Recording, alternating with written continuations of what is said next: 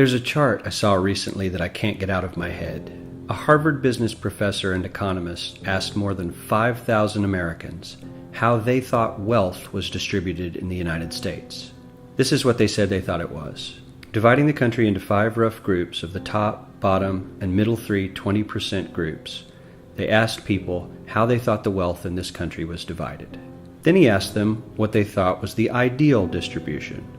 And 92%, that's at least 9 out of 10 of them, said it should be more like this. In other words, more equitable than they think it is. Now that fact is telling, admittedly, the notion that most Americans know that the system is already skewed unfairly. But what's most interesting to me is the reality compared to our perception. The ideal is as far removed from our perception of reality as the actual distribution is from what we think exists in this country. So ignore the ideal for a moment. Here's what we think it is again. And here is the actual distribution. Shockingly skewed. Not only do the bottom 20% and the next 20%, the bottom 40% of Americans barely have any of the wealth. I mean, it's hard to even see them on the chart. But the top 1% has more of the country's wealth than 9 out of 10 Americans believe the entire top 20% should have. Mind-blowing. But let's look at it another way, because I find this chart kind of difficult to wrap my head around. Instead, let's reduce the 311 million Americans to just a representative 100 people. Make it simple. Here they are: teachers, coaches, firefighters, construction workers, engineers, doctors, lawyers, some investment bankers, a CEO, maybe a celebrity or two. Now let's line them up according to their wealth. Poorest people on the left, wealthiest on the right, just a steady row of folks based on their net worth. We'll color code them like we did before based on which 20% quintile they fall into. Now let's reduce the total wealth of the United States, which was roughly $54 trillion in 2009, to this symbolic pile of cash. And let's distribute it among our 100 Americans. Well, here's socialism, all the wealth of the country distributed equally.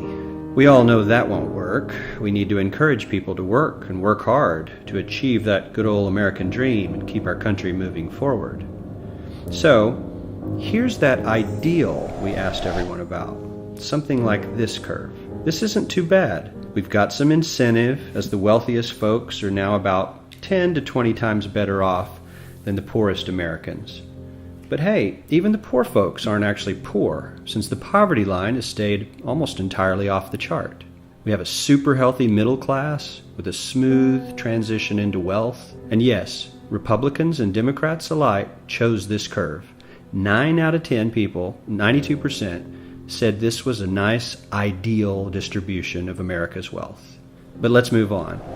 This is what people think America's wealth distribution actually looks like.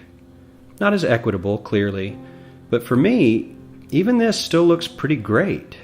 Yes, the poorest 20 to 30% are starting to suffer quite a lot compared to the ideal, and the middle class is certainly struggling more than they were, while the rich and wealthy are making roughly 100 times that of the poorest Americans, and about 10 times that of the still healthy middle class. Sadly, this isn't even close to the reality. Here is the actual distribution of wealth in America. The poorest Americans don't even register. They're down to pocket change. And the middle class is barely distinguishable from the poor. In fact, even the rich between the top 10 and 20 percentile are worse off. Only the top 10% are better off. And how much better off? So much better off that the top 2 to 5% are actually off the chart at this scale.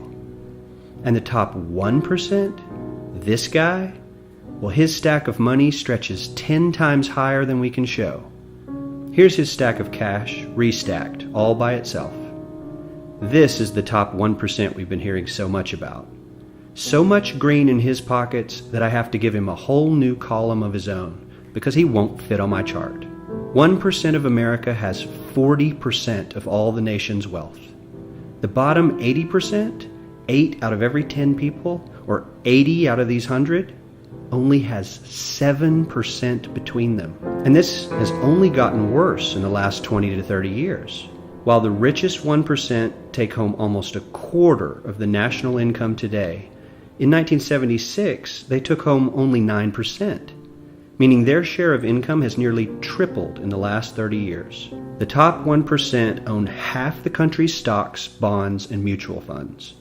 The bottom 50% of Americans own only 0.5% of these investments, which means they aren't investing.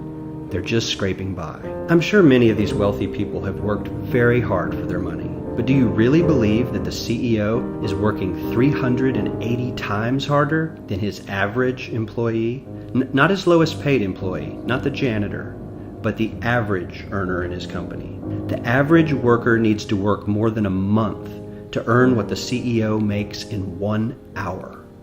We certainly don't have to go all the way to socialism to find something that is fair for hardworking Americans. We don't even have to achieve what most of us consider might be ideal. All we need to do is wake up and realize that the reality in this country is not at all what we think it is.